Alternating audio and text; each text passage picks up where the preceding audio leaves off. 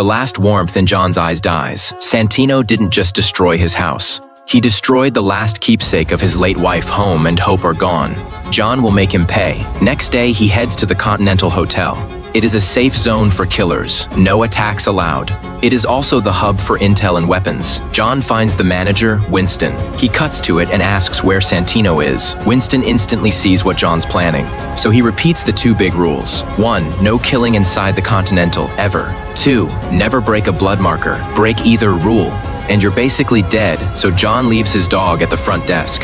That dog is all he has left. He meets Santino for the job. The answer floors him. Santino wants him to kill someone running. For office in Rome, his own sister, Santino's family sits on the high table. When his father died, the high table seat went to his sister Gianna, not him. Santino wants that seat for himself. After taking the job, John rushes to a bank where his backup weapon case is inside. There is a spare Glock and about 70 gold coins. After gearing up, John doesn't waste a second and flies straight to Rome. He checks into the local Continental, then uses coins to order a custom bulletproof suit. He also buys maps of Gianna's ceremony. The target is a high table member, so John takes no chances with weapons. He picks a mid to long range AR-15 rifle, plus a close quarters beast, a Benelli M4 shotgun, and a sharp switchblade. With everything ready, John reaches the venue and slips into the underground tunnels. He stashes weapons in corners for his escape. Meanwhile, Gianna touches up her makeup. When John appears in her mirror, she isn't surprised. As an old friend, she knows why he is there. Learning her own brother Santino sent him, Gianna just gives a tired, bitter smile. A powerful woman, she has her own pride and dignity. She'll end her life her own way. No begging. She undresses and steps into the bath. Moments later, the water turns red. John says nothing, just watches his old friend go. He just holds her hand tight, a final goodbye to an old friend. For a top hitman, the job's only done if he finishes the target himself. Stepping out, he runs into Gianna's bodyguard, Cassian. John bolts, but bodyguards line every hallway and the gunfire never stops. After dropping the bodyguards, John finally reaches the underground tunnel, but not for long. Santino sent his own men to cut John off. Santino fears word will spread that he killed his sister, shaking his position. Now John gets it. Santino wants him silenced for good. Good thing he hid weapons ahead of time for situations exactly like this. First, he grabs the AR-15 rifle and lets loose at full power. He mows them down as they charge at him through the narrow indoor hallways. The rifle rounds punch clean through their body armor, where a pistol couldn't. Out of ammo, John tosses the rifle and pulls the shotgun from his second stash. He swings it up and blasts the men crowding in on him up close. Each blast tears through the enemies packed into the tight tunnel. After a brutal firefight, John finally breaks through and escapes. In this fight, he fired 147 rounds, hitting 128, an 87% accuracy rate, 65 kills total. But steps later, a car slams him to the ground. The driver is Cassian, Gianna's bodyguard. With his boss dead, he wants only revenge. They brawl hand to hand, and John's clearly outmatched after half an hour of fighting. They crash into the Continental Hotel, where the rules force them to stop. The hotel manager talks them down, and over a calm drink they learn. John was forced into killing Gianna. Cassian understands the bind he was in. But with his boss dead, he can't let John walk. Meanwhile, Santino learns the hit failed. He puts out a global hit on John with a bounty of $7 million. At the same moment, killers hidden among civilians all get the order. These killers could be a sumo wrestler, a waiter, even a street performer. Any ordinary-looking stranger could be a killer in disguise. John, still clueless, lands in New York planning to reach the Continental, then hunt Santino. Just outside the airport, the first hit comes, but his suit is bulletproof. Before the gunman can fire again, John takes him out. These street killers can't match John, but the sheer numbers add up. Bleeding, John drags himself onto the subway, only to find Cassian already there. Once the other riders clear out, Cassian pulls a knife and stabs John's thigh. In the clash, Cassian knocks away John's blade, but John's experience holds. He twists Cassian's knife around and shoves it hard. The blade sinks into Cassian's chest. With Cassian down, John's running on empty, but the killers just keep coming. Beggars lead John to their boss, head of an underground network.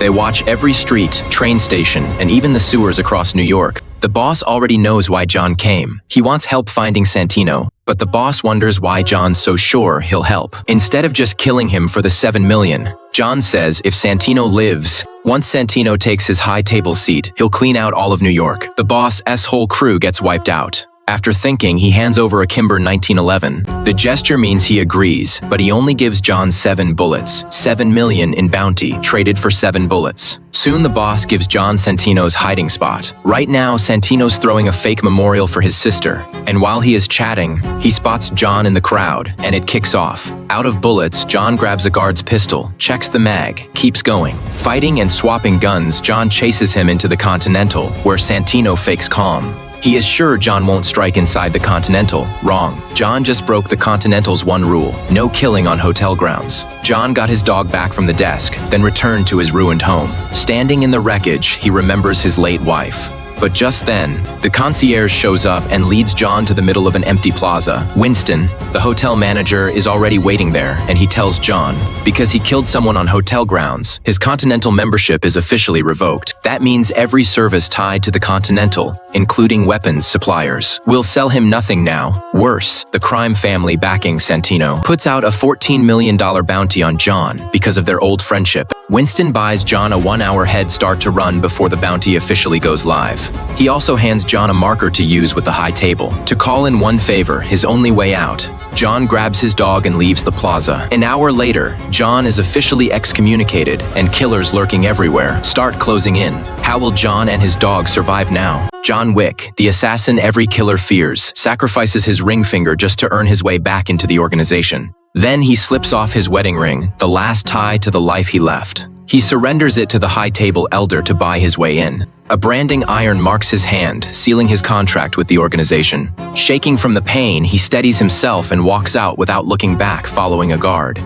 A bulletproof suit waits for him in the next tent. But this comes years later, long before John had left this life for love, and it was losing a single dog that dragged him back into hell. To start a family, he buried all his weapons. Not long after the wedding, his wife got sick and died, leaving him completely lost. The puppy she gave him became his only reason to keep living. But fate wasn't done. One day, driving to the gas station, a spoiled rich kid spotted him and wanted John's car, clueless who he was. It is a rare muscle car, and the rich kid has no idea he just woke the deadliest assassin alive. Still, the rich kid struts up, cocky, slapping the hood and demanding it, acting like his money makes him untouchable. John says no, and the rich kid, embarrassed in front of his crew, starts cursing. It looks like a minor argument, but the rich kid isn't letting it go. That night, John wakes to his dog barking downstairs and rushes down to check. Someone clubs him to the ground. It is the rich kid from earlier. Dazed from the head wound, John can't stop them grabbing his car keys. And because the dog won't stop barking, they put it down for good. His last piece of comfort is gone. He holds the dog and grieves all night. His eyes hold no anger, just a bottomless calm. And that calm is scarier than rage. It hides the power to destroy everything. At dawn, he buries the dog, scrubs the blood off the floor, then goes to the basement. He swings a sledgehammer into the floor again and again. His old gear finally sees daylight inside the case, the tools of his old trade, plus the gold coins the underworld runs on. Meanwhile, the rich kid is driving John's Mustang. He races to a chop shop to wash the car. When the owner sees it, his face drops. He nervously asks where the car came from, learning the rich kid stole it. He also killed John's dog, so the chop shop owner punches the rich kid. A goon puts a gun to his head, but the chop shop owner doesn't flinch. The rich kid throws out a threat and storms off with his crew. Soon, John drives straight to the shop where the owner sits waiting. To save his own neck, he pours John a drink. He spills it all. The kid is Russian mob boss, Vigo's only son. John lets the owner off, borrows a car, and drives away.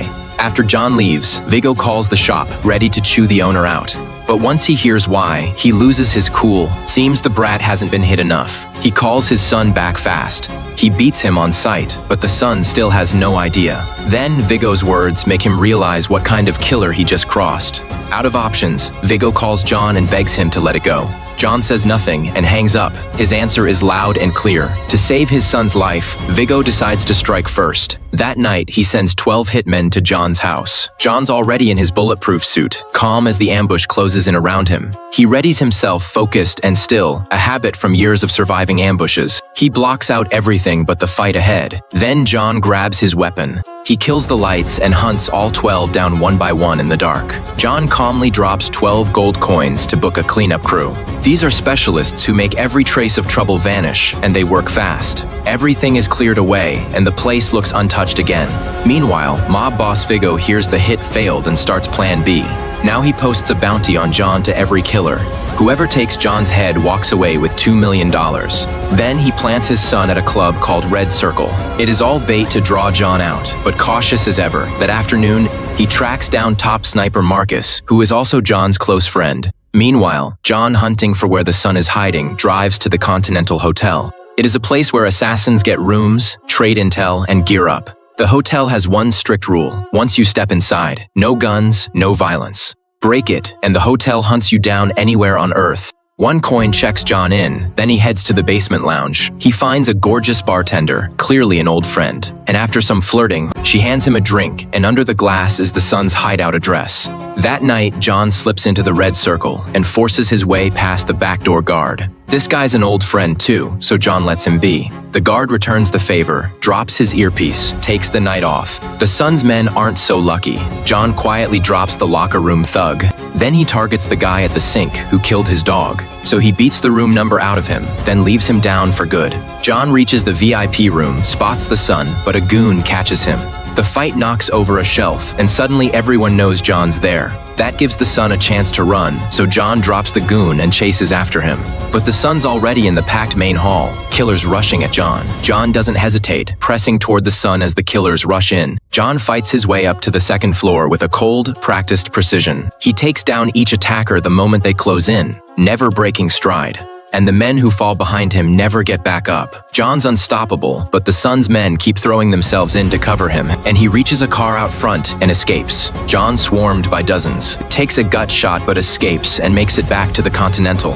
An old doctor removes the bullet, stitches him up, then pours a whiskey. He lies down to rest, across the street on a rooftop. His friend Marcus has him in the crosshairs. But just as the shot lines up, an assassin bursts into John's room. So Marcus fires a shot to wake the sleeping John. No violence is allowed inside, but Viggo is paying way too much. So the female killer breaks the rules to hit John. But she is no match for John, and he pins her down in seconds. Now the job's blown, and John threatens her to learn where Viggo is hiding. Afraid to cross either side, she begs and reveals where Viggo hides his vault. John keeps his word and spares her. Early the next morning, John arrives at the spot she gave him, a church full of Russians. He cuts straight to it with the priest. Slowly, he lets go. After clearing the goons outside, John drags the priest toward the underground vault. After letting 2 women go, John destroys the vault and burns Viggo's entire fortune to ash. The flames erupt instantly, swallowing everything around them. There is no stopping it once the fire takes hold. Within moments, the vault is nothing but smoke and ruin. The fortune is gone for good. Mob boss Viggo realizes he has just gone flat broke. Furious, he storms the church, not knowing John lured him there on purpose. As John works through the crowd, a car suddenly slams into him. He wakes up tied up by the boss's men, about to be finished off for good. Viggo gloats, taunting that John has lost his edge. He says John blew $1 billion empire over a dumb dog and a beat-up car. He orders 2 henchmen to make John pay with his life. Then he walks off, leaving his men to finish John off. But Marcus fires from a distance. Villains always talk too much. After taking out the last gunman, John cuts through a shortcut to block the boss. To save himself, Viggo instantly sells out his own son's hideout. Inside the safe house, the son's chilling on video games, clueless John's already coming. To stop the son from running, John makes sure no car can leave first. With all his guards dead, the terrified son collapses and waits to die. John finally gets his revenge. You'd think it is over, but it is not. Viggo learns Marcus helped John, and that night shows up at his house. He can't beat John, so he pins his son's death on Marcus instead. Going after the easy target, he turns on Marcus and makes him suffer for it, slow and merciless. Once he is done, he takes Marcus out, then calls John to tell him. He is bold because he already booked a private jet to skip town. Earlier, the female assassin broke the Continental's rules, so she got taken out. Since John was attacked inside the hotel, the manager, Winston, calls to make up for it. He tells John the boss is heading to the airport, so John chases him. After forcing the boss's car to stop, several gunmen attack John. Pinned down by their fire, John uses his car to ram them. Then, using the car as cover, he picks them off. Down to just the boss, he floors the gas trying to shove John off a cliff. Lucky for John, he is quick. He jumps out just as the car goes over, barely surviving. Seeing John's gun and scared of a bullet to the head, the boss gets clever. He dares John to fight hand-to-hand, hoping for a chance to win. John just tosses the gun and goes at him bare-handed. But the boss pulls a knife. John takes it in the gut, then rips it out. He turns the blade on the boss, a finishing strike, leaving him to fade in the pouring rain. John staggers into an animal clinic and stitches himself up. Before he leaves, a dog catches his eye, and the two start a new life together. Their relationship is both mentor and close friend. As a mentor, Harry is very pleased with Arthur's performance. He even praises Arthur for having insight that others lack, calling him a natural-born killing machine. As a close friend, Harry feels that Arthur is far too lonely, and that he should find a partner. I have you, Harry. Oh, then you're in deeper shit than I thought. Harry then starts complaining about his unreliable son, who never accomplishes anything and is always causing trouble. Of course, this also plants the seed for what comes later in the story. Arthur takes his thick stack of payment and heads to a bar. The lead singer on stage delivers a laid-back yet powerful performance, while everyone below dances with excitement. Arthur looks her over and the spark in his eyes is impossible to miss. The two quickly hit it off and spend the night together. That part is not very important, so I'll summarize it for you. Early the next morning, the woman prepares breakfast in the kitchen. Arthur. Nice try. You're no Arthur. No, more like, David. Or Brad. To the woman, their relationship. As a result, all 5 agents sent by the organization never made it back. Meanwhile, an extra $20 million appeared in his account. It turned out Harry had grown old. He was divorced and buried in debt. Not to mention his son, who spent money without restraint. According to the boss, money had led him down the path of betrayal. The boss emphasized that without removing the problem, the organization would always remain at risk. Arthur wanted a chance to speak with Harry, but he was told the decision had already been finalized with no room for discussion. The assignment had been given to Arthur, partly because his close relationship with Harry would make it easier to approach him, and partly because Arthur handled every assignment cleanly and efficiently, allowing Harry to leave with as little suffering as possible. But the organization gave I have to live with it. Harry chose to make his exit in his own way. This unyielding determination was his final defense of the honor and professional pride he had carried throughout his life, and also the last lesson he would ever teach Arthur. After completing the assignment, Arthur was overwhelmed with mixed emotions. This unusual mission left him hurt and confused, yet none of it stopped the sun from rising the next morning. He went to the cemetery to pay his respects to Harry. There he met Harry's foolish son Steve. Steve had no idea come an important setup for what followed. Before long, several weeks had passed. Arthur took him on his first small assignment. The target was an illegal arms dealer. Arthur entered the house pretending to buy weapons. Then he quietly subdued the target with a rope when the moment was right. After that, the mechanic's hands-on lesson began. Arthur carefully arranged the scene to look like an accident. He wanted Steve to understand that the essence of a mechanic was not the act itself, but making the outcome appear to be an accident. Steve silently committed the entire process to memory. Once the lesson ended, the real field test began. Steve gladly accepted. Meanwhile, Arthur had already worked out the entire plan for the operation. Steve's assignment was very simple. He only needed to find a chance to add the solution into the other man's drink. 2 to 3 drops would leave him disoriented. More than 6 drops would end everything quickly. However, the overconfident Steve completely ignored his mentor's instructions. He insisted on relying on his charm instead, and that arrogance and obsession would eventually lead to his own tragedy. I'm gonna finish this one, and I'm gonna...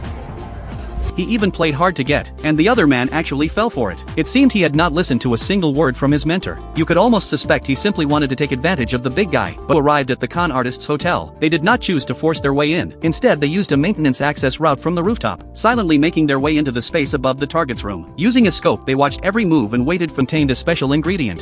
So, we're gonna be counteracts adrenaline. This won't work now.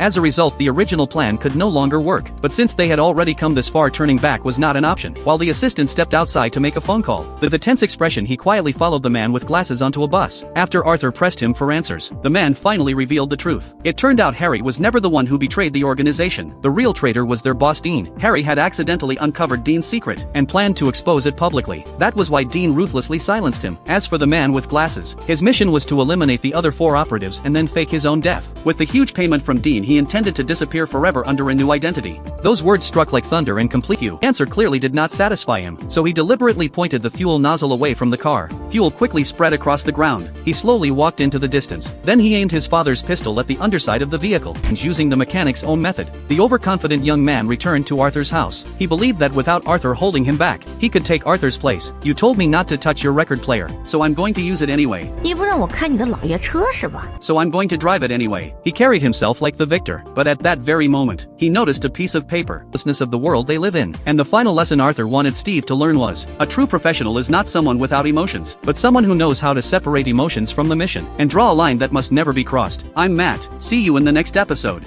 The family hits the road again and soon arrives in Las Vegas.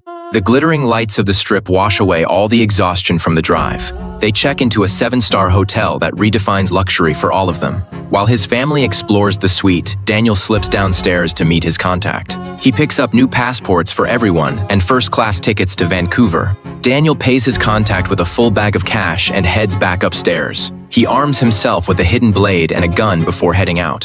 He plans to tell his wife everything over dinner tonight. Before leaving for their date, he warns the kids to stay in the room. The sommelier interrupts him every time. So they decide to make it a night to remember and rush back to the hotel. They crack open the kids' door and see lumps under the blankets, assuming everyone's asleep. His wife freshens up, then turns on the mood lighting for what she hopes will be wild. But as the smoke rises, a red laser dot appears on Daniel's face. He dives behind the bar just in time, but he can't get a shot off. Bullets tear through His wife looks at the body and throws up her entire French dinner. Daniel says the first time always veteran.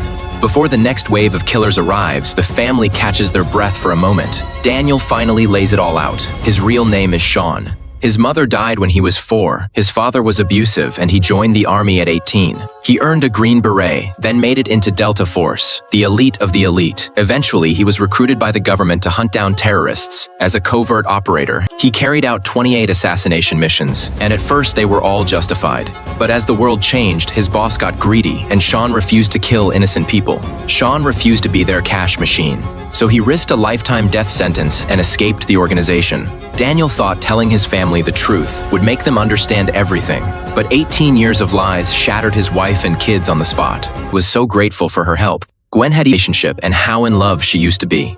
But her ex dumped her and married someone who was her complete opposite. Even Jessie, oblivious as she was, realized something was very wrong and tried to leave immediately. Daniel's family, and ordered him to come alone to an old casino to meet. Daniel had no choice but to obey. Daniel always talked about was actually the organization's boss, Fury. Fury didn't want his son dead. He just wanted Daniel back working for the organization. Daniel was torn, but to keep his family safe, he finally gave in and agreed. His wife had already decided to leave him anyway, so maybe this was for the best. He promised never to contact his family again, and Fury told his enforcer to let them go safely.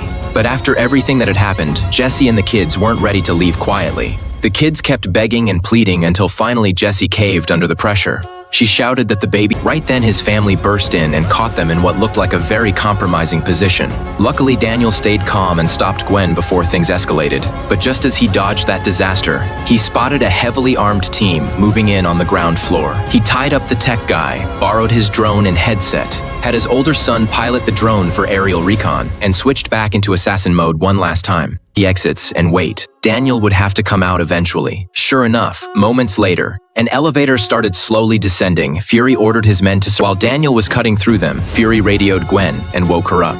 He figured Daniel's family was still upstairs and told Gwen to go deal with them. Hide and aimed her gun straight at the rising elevator, then squeezed the trigger the second the doors opened. She pulls the trigger without hesitation, but empties the entire clip without landing a single hit on Gwen. Sure, Jessie took some boxing classes and even won a decathlon championship, but to a professional kill collapse. Just as the kids are about to die, adrenaline floods Jessie's body. Jessie charges at Gwen with everything she has got, but gets thrown backward instead. If there wasn't another floor below, she'd be dead on impact. As Gwen mocks her, Jessie suddenly remembers something. She forces herself up and grabs a bamboo pole of the right length. And just like that, the old competition instincts kick in. Forgets the decathlon also includes javelin. Meanwhile, Daniel's fight is almost over. After taking down every last killer, he faces his father in the final showdown. But against this mentor-turned-enemy, Daniel's not ruthless enough to win. There is no way. Fowler is convicted on multiple charges. Walked free. This is how an ordinary, unarmed man turns into something violent. A cold-eyed monster, because the law gave him nothing. Nick was a senior actuary at a big insurance firm. His whole world was numbers. That night, Nick and his son Brendan had just won a big hockey game. They pulled into a dim gas station to fill up before the highway. Brendan jogged into the store to grab a cold water. They were talking about Brendan playing. That gas station had 0 cameras and the weapon was gone. Nick was the victim's dad and the only witness. His testimony could easily be torn apart as biased, so the lawyer offered a deal. A plea bargain with the killer, 3 to 5 years. 3 to 5 years. Nick's whole face started twitching. Then a detective told him his son died for a stupid gang initiation. Everything. Trial day, Nick took the killer and his crew celebrated loudly outside the courthouse. Like they'd won a war across the street. Nick watched it all. Then, he started the engine and home and starts digging through his garage for a weapon. Still fighting himself over it, he finds a short knife in his toolbox small enough to hide. Late that night, he drives back to the neighborhood, sitting in his car, chest heaving. His hands shake with fear. A few times he starts the engine to just leave. He wants to run back to his safe little life. Then Joe steps outside alone. He calmly lights a cigarette, and Nick sees his enemy's face up close. Every ounce of doubt burns away in rage. Nick shoves his door open and walks over. Joe is shocked to see him, then his face turns cold and vicious. Nick lunges like a cornered animal with nothing left to lose. But he has zero fighting skill, just raw, clumsy force. The knife drops in the scuffle, and Joe grabs it instead. Life or death now, pure survival, kicks in as Nick fights to turn it around. In the chaos, the blade sinks straight into Joe's stomach. On the back is Boss Billy's phone number. It is a challenge, and a death sentence is home. The detective promises to post guards outside all night, but she is sharp enough to sense. Nick's tangled up in all of this. When she presses him, he just stays silent. One thought filled his head: keep his family safe. He'd take the blame and turn himself in. That night, Nick locked every door and window and waited by the stairs. But he underestimated these killers. Around dawn, a blaring car horn jolted him awake. When Nick opened his eyes again, he was in a hospital bed. The detective gave him the news he dreaded. His wife Helen died on the operating table. His son Lucas survived, but the injuries left him in a deep coma. Doctors said he'd likely never wake up, spending his life in that bed. A kid who used to run around, now barely alive, worse than losing him outright. Something in Nick died. He went to his son's bed and held that cold little hand. He confessed everything, heartbroken he couldn't protect his family. He leaned down and kissed the boy's forehead, like a final goodbye.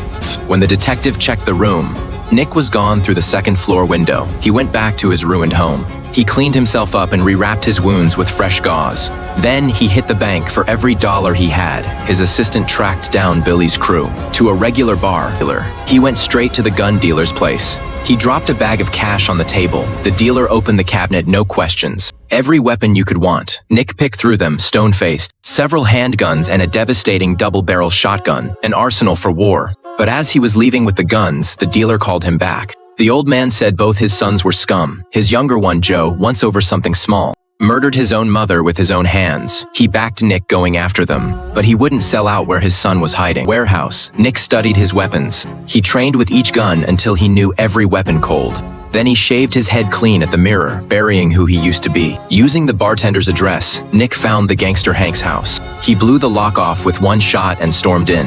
He uses the layout, picking off gang members in the factory one by one. By now, Nick is nothing but pain and hatred, pure destruction. Both are badly wounded, and every bullet is gone. Revenge done, the force keeping him going fades. He stumbles out.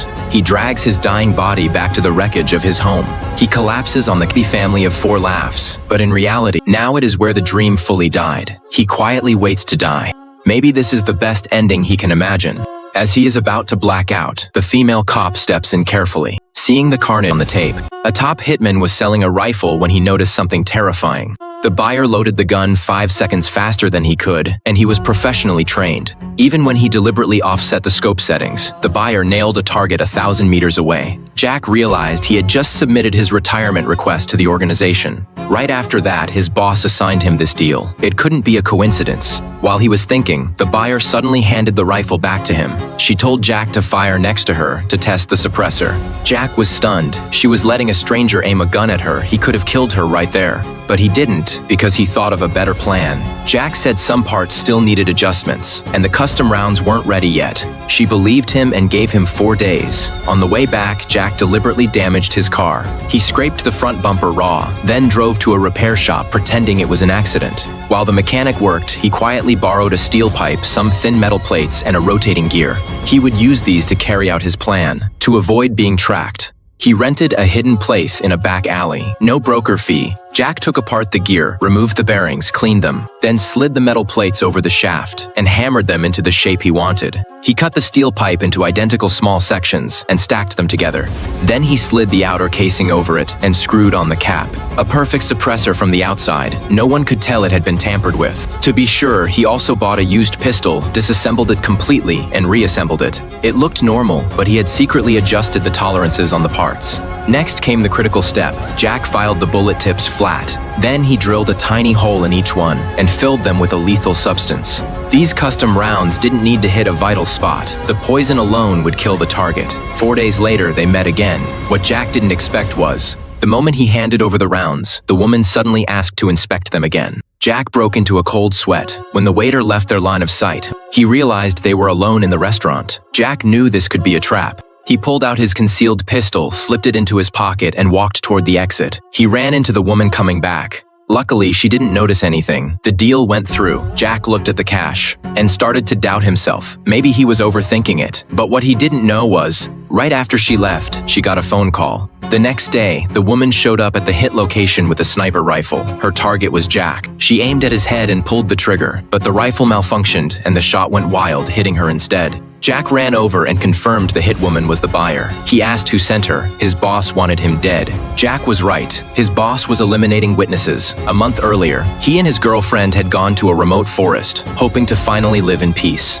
But after just a few days, he realized he'd been found. A fresh set of footprints appeared in the snow. Jack knew a hitman was already here. He grabbed his girlfriend and dove behind a nearby rock. A second later, a bullet hit right where they'd been standing. He pulled out his pistol and carefully peeked around to locate the shooter. The hitman was above them. Jack crept along the edge of the boulder into the shooter's blind spot. He fired and killed him instantly. But after he saw the hitman's face and recognized him, Jack did something unexpected. He told his girlfriend to run back to the cabin and hide. The moment she turned around, he stood up and shot her in the back of the head. He suspected she was working for the enemy. No one else knew where he was. She had to be the one who gave him up. He'd killed 2 people, but he knew there had to be more. Sure enough, another hitman was hiding nearby. The moment the man moved, Jack appeared and shot him several times, dropping him on the spot. The place wasn't safe anymore. Jack took a train to Munich and called his boss from a payphone. They meet at a cafe, and his handler shows up, handing Jack a set of car keys. He tells him to lay low in a nearby town called Castroville and wait for his call. But Jack doesn't follow orders. He drives in the opposite direction instead. He tosses the phone and map his handler gave him, suspecting they're bugged with trackers. As a top assassin, trusting no one is the only reason he is still alive. Not even his girlfriend or his handler. Soon he arrives in a small town called Castamonte. Before long, he meets a woman named Clara, and the two quickly start dating. But one day, he finds a gun in her bag. Suspicious, he thinks his handler may have sent her, so he lures Clara out to a river in the countryside. He is about to kill her when she suddenly turns around to face him. Looking into her clear, innocent eyes, he freezes. He can't go through with it without being sure, so he just asks her about the gun, and Clara calmly says she carries it for protection, because recently, it is better to be cautious. The next day, he uses a payphone to contact his handler. His handler asks why he is not using the phone he gave him, and Jack lies, saying it got stolen. The handler doesn't push it and assigns him a new job, build a custom sniper rifle for a client. Soon he meets the client on a busy street. It is the blonde woman, and Jack senses something's off. So he secretly sabotages the rifle, because after a lifetime of killing, he is tired of this life. He has made enough money for both of them to live comfortably forever. But will things really go his way? That night, he notices a strange man who has been appearing on this street, on and off for days. This street is on Jack's route home, so he stays alert and slips into a cafe across the street. He watches the man's every move when the owner hands him an envelope. Inside is a newspaper clipping.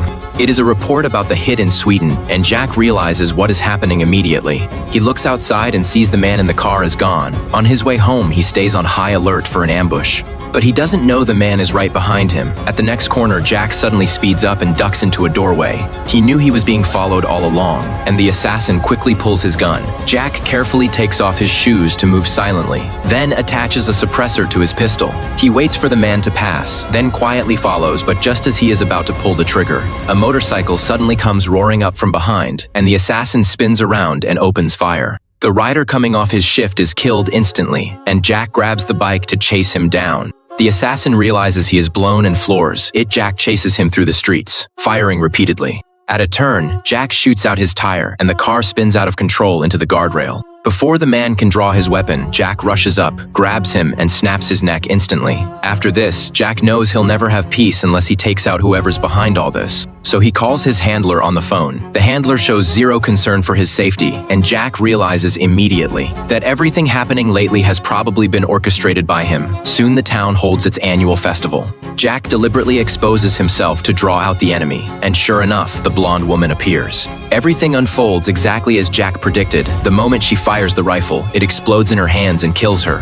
After taking out the female assassin, Jack tells Clara to wait for him by the river. Once he is done, he'll meet her there, and they'll disappear together after years of contract killings. He knows too many of his handler's secrets, so the man has to silence him for good. They both know each other well. It is just a matter of who slips up first, and his handler is already behind him. But as a top assassin, Jack senses the threat instantly and slowly comes to a stop. In the end, Jack's faster 2 shots to the body, 1 to the head, and his handler drops like a stone. Jack gets in his car and races to meet Clara, but suddenly he feels something wrong. He reaches down and realizes he has been shot too. His abdomen is bleeding fast and he slaps the steering wheel. Fighting to stay conscious, Jack finally reaches the river after what feels like forever. Clara is waiting there anxiously, and he uses his last bit of strength to say goodbye. Watching the woman he loves rush toward him, Jack can't hold on any longer and collapses. The film ends without revealing whether Jack survives after a lifetime as a killer. He never missed a target, but the moment he fell in love and wanted out, his boss betrayed him. Either way, alive or dead, he is finally free from the killing and got the peace he wanted. A man watched a stranger slap his daughter in public and froze. He didn't swing back, just stared the guy down. He wasn't scared. He didn't want to wreck the family trip, but it kept eating at him. That slap crossed a line for Hutch. Touch his daughter and you're done. But Hutch had no idea that one punch was just the beginning of his problems. Last film, Hutch raided a Russian mob and torched their $300 million. He took out the boss, but it left him buried in debt. The CIA covered the bill, so Hutch became their go-to killer, job after job. Even working non-stop, he was still $30 million in the hole. Buried in hits, he forgot his family needed him too. He missed why his son got hurt, missed his daughter's new friend. He even spent his anniversary on a job. Even the best killer can't have it all, so he figured he'd do one last job, then take a break. The target shows up. Hutch follows him into an elevator and unleashes hell. Fight. S not over. He steps out and runs into guys packing MP7s. In the garage, more enemies arrive. He whips off his belt, grabs a pipe and charges. Job done. He asks his boss for time off. The boss is happy with his work, so Hutch plans a family vacation to fix things at home and bring along his lovable old dad. On the road, the family's all laughs. The distance between them finally starts to close. Turns out showing up is what fixes a family. Nobody knew this sweet little trip was the calm before the storm. Soon they roll into a resort town, hyped for vacation. They rush to the water park, but fate had other plans. A worker flatly tells them the park's closed today after an accident. Their compensation: a hot dog coupon. This sudden letdown kills the mood, so they head to an arcade instead. Their son Brady walks in and owns the place like it is his stage. His looks quickly catch the girls' eyes. Brady's a sweet kid, sees some girls short on tickets, so he hands them his own tickets, and that good deed brings trouble. When Brady won't apologize, a thug grabs his little sister's doll, Brady decks the lead thug to the ground. Then arcade security jumps in. Good thing Hutch shows up. Security blames Brady without asking a thing and tells them to leave. Hutch wants to argue, but his wife stops him. They came to relax. As they leave, the guard smacks the back of his daughter's head. Hutch just stares him down. Outside, it eats at him. This is the slap from the start. The family gets hauled to the police station. His wife talks to the cops. Hutch scolds his son for losing it. Then Hutch is taken to the chief's office. A man named Martin's in the chair. Martin says he runs this town and wants payback for his son. Hutch asks, "What about the guard manhandling my daughter? Explain that." Just like that, the family walks free, but one cop ignores Martin's order. Next day, they hit the water park to unwind. But Hutch clocks a cop tailing them. He sets his family up on one boat. He takes another boat. The cop and a few thugs follow him. Hutch doesn't want to fight. His family's right there, but they push it. Now the cop jumps in too. Hutch won't hit a cop. Assaulting one's no joke. But the cop won't quit. The thugs think it is over. Then Hutch comes back minus a few fingers. Now all bets are off. When it is done, Hutch calls the CIA to ask what this town really is. His boss says a Russian mob runs this tourist town, led by a woman named Demerlin. And the local police are already on her payroll, so there is no justice left here. His boss warns Hutch not to stir up trouble. She is no joke. Meanwhile, Police Chief Martin calls DeMerlin, saying this is his last delivery. He believes he has cleared his dad's debt now and can finally walk away. Once you're in her grip, walking away clean isn't easy. To keep Martin working, DeMerlin has the sheriff kidnap Martin's son to blackmail him. This is how the mob works. Always threaten your family. But right then, Hutch barges in. Hutch flicks his lighter, saying he'll leave if they leave his family alone. Otherwise, he burns all this money. But as he is leaving, Martin's son jumps out of the car. Hutch hesitates. He drives off but doesn't get far before turning back. He is a father of two too. Hutch takes out the thugs and grabs the kid, but the sheriff blocks him. But the sheriff's gun is already empty. Hutch fires several shots into the air to warn him off. But fate loves messing with Hutch. A bullet hits the chandelier and the sparks fly down, landing right on the cash he soaked in gas. Hutch freezes, but there is no time. No time for guilt. Getting the boy out comes first. The warehouse erupts into flames. All the cash and goods burn to nothing. Word reaches DeMerlin fast. Security cameras caught Hutch's photo, but she can't find any info on him. Still, she is dead set on revenge. Meanwhile, Martin thanks Hutch for saving his son. He teams up with Hutch at his dad's hidden arsenal. It is packed with all kinds of old-school weapons. Hutch's eye lands on a Chicago typewriter. Soon Martin shows up too, and Hutch's old man is itching for a fight. A brawl's coming. They pick the amusement park, clear out the visitors, and rig it with traps. The kids' rides have now become deadly killing machines. Hutch finds a caged husky. With bullets about to fly tonight, he sets it free.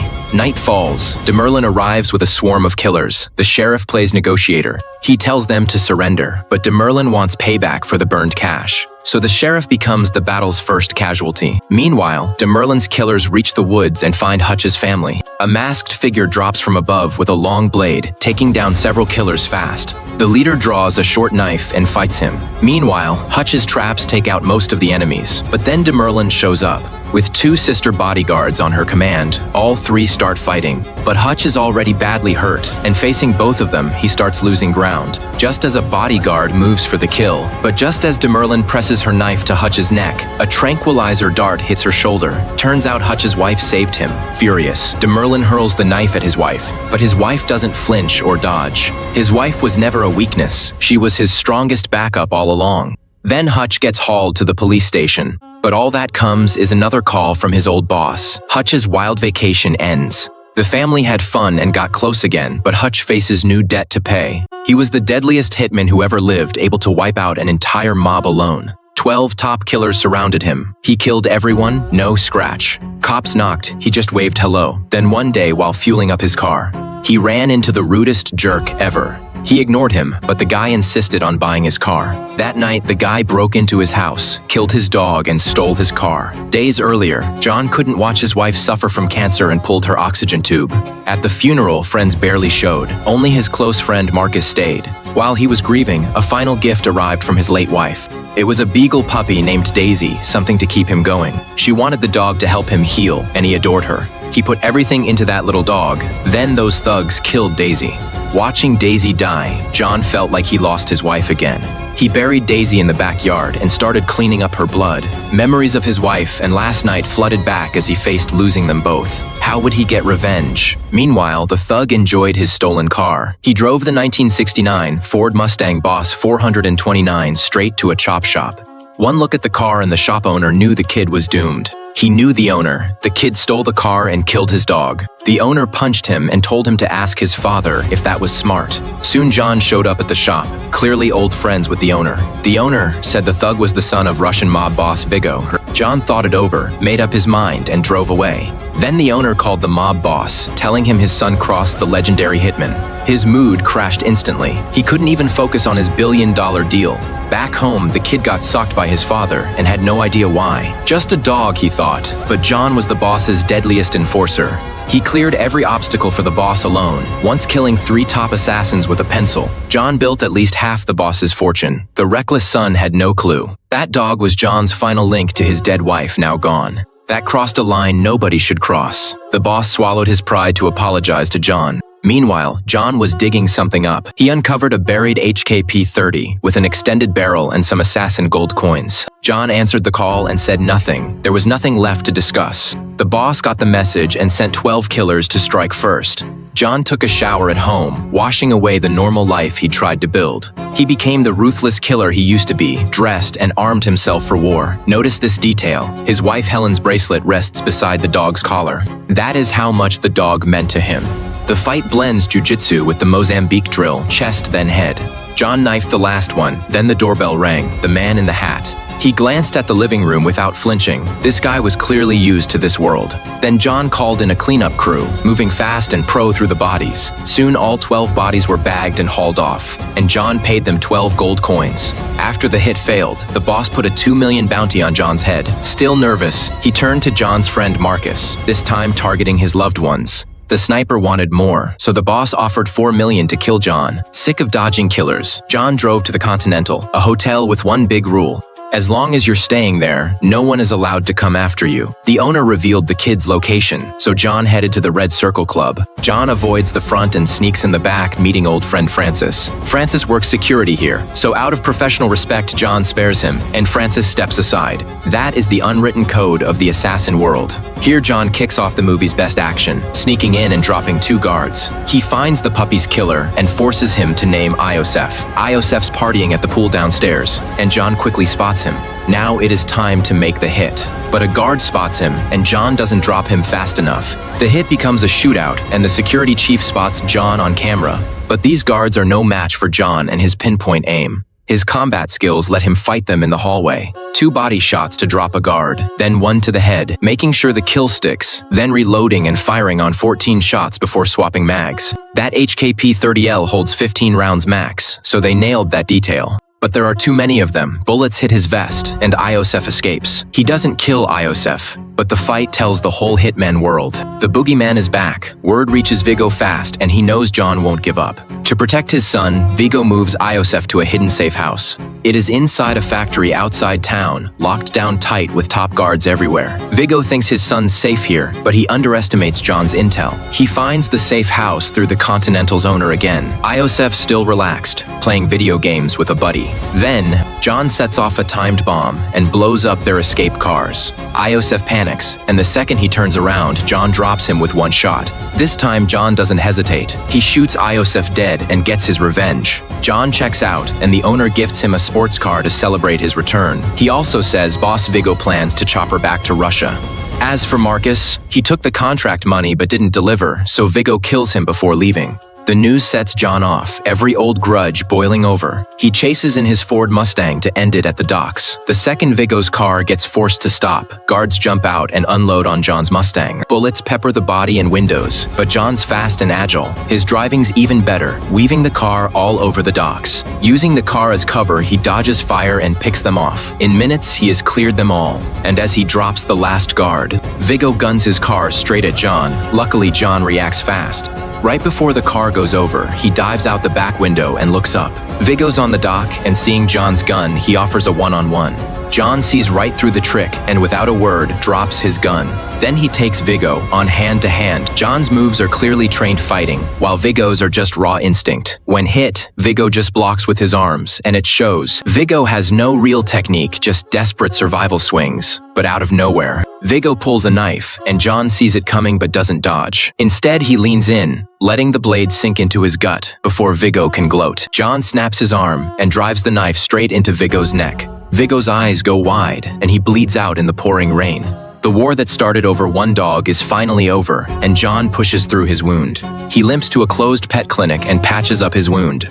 That barely stops the bleeding, then a caged pit bull catches his eye. The scared puppy looks at him, eyes just like Daisy's hurt and bleeding. John takes the dog. They limp off, setting up the next John Wick. What new story do John and this dog get? The film ends here. It is a man and a stray dog reuniting. People joke that, isn't this just a bloodbath over 1 dog? But for John, the beagle his wife left was his only hope left. Those thugs didn't kill a dog, they killed his wife's memory. He grabs the sledgehammer, smashes the floor, pulls out his guns and gold.